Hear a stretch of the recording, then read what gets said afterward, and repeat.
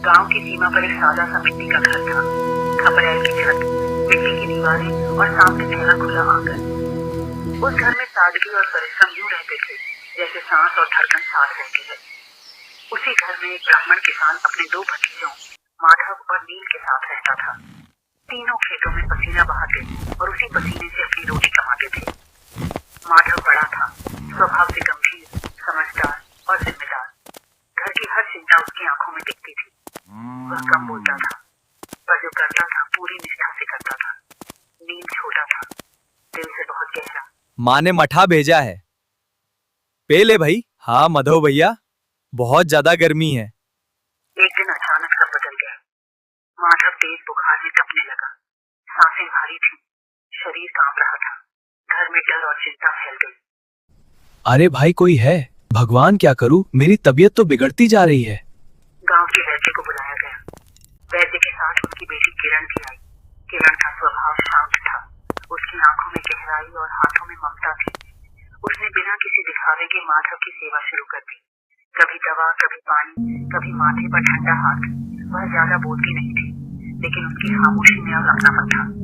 चिंता मत कीजिए, पिताजी ने काढ़ा दे दिया है, अब आप जल्दी ठीक हो जाएंगे, भगवान पर विश्वास रखिए। दिन बीतते गए, बुखार उतरने लगा। माधव जब भी आंख खोलता, सामने किरण को पाता।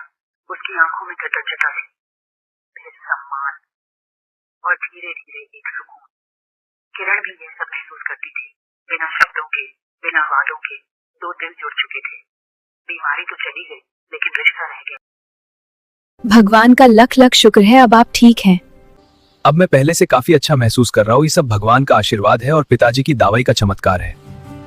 कुछ समय बाद दोनों का विवाह हो गया। किरण उस घर की बहू बनकर आई और सूना आंगन हंसी से भर गया। किरण ने घर को सिर्फ संभाला नहीं, घर को घर बना दिया। सुबह की चाय में स्नेह, रात की थाली में सुकून और हर बात में धैर्य। माधव भैया, भाभी जी तो बहुत बढ़िया खाना बनाती है और बड़ा सुंदर गाती है। कुछ महीनों बाद उसने बताया कि वह माँ बनने वाली है। Madhav, I am pregnant. उसी समय उसकी छोटी बहन मीरा भी घर आ गई, बहन की मदद के लिए। मीरा शांत, सरल और कोमल स्वभाव की थी। वह बिना कहे हर काम कर देती। उसके चेहरे पर सादगी थी और आंखों में मासूमियत। तू भी जल्दी से खाना बनाना और घर का सारे काम सीख जा, फिर तेरी भी जल्दी से अच्छा सा लड़का देख के। क्या कि आप भी ना? नील जब उसे देखता तो दिल में हलचल सी होने लगती। मीरा की नजरें झुकी रहती, पर उनमें भी कुछ अनकहा था।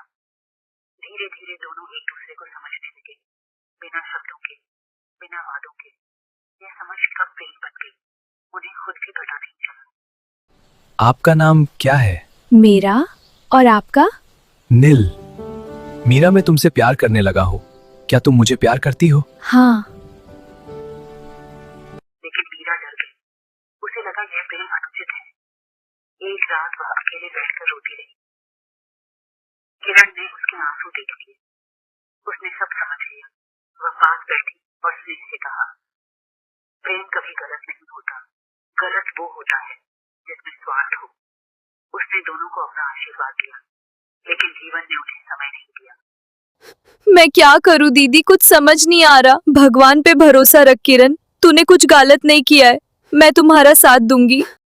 और किरण इस दुनिया से चली गई। घर में सन्नाटा छा गया। हंसी की जगह खामोशी ने ले ली। माधव भीतर से टूट गया। वह खेतों में अकेला बैठा रहता, आंखों में आंसू नहीं, पर दिल में तूफान था। मीरा खुद को दोषी मानने लगी। नींद चुप्पी में कैद हो गया। गांव वालों ने फैसला सुनाया, बच्चे के भविष्य के लिए मीरा का विवाह माधव से होना चाहिए। मीरा ने अपनी खुशी दबा दी। नील ने भी कुछ नहीं कहा। परिवार और बच्चे की खुशी के लिए मेरा का मधव के साथ शादी हो जाना चाहिए। हम सभी का ये निर्णय है। शादी की तैयारियां शुरू हुई, लेकिन दिलों में बोझ था। तभी सच्चाई सामने आ गई। प्रेम ज्यादा देर छुप नहीं सका। माधव ने सब सुन लिया। उसकी आंखों में गहरा दर्द था। मेरी शादी मीरा से, इसकी क्या जरूरत है? बच्चे को हम सब मिलके देख देंगे, इसके लिए शादी की क्या जरूरत है? उसने कहा, मैं किसी और की जिंदगी कुर्बान करके कोई रिश्ता नहीं बना सकता। उसने त्याग को चुना। नील और मीरा का विवाह हुआ। माधव ने बच्चे को अपना सब कुछ मान लिया, क्योंकि सच्चा प्रेम कभी किसी को चुप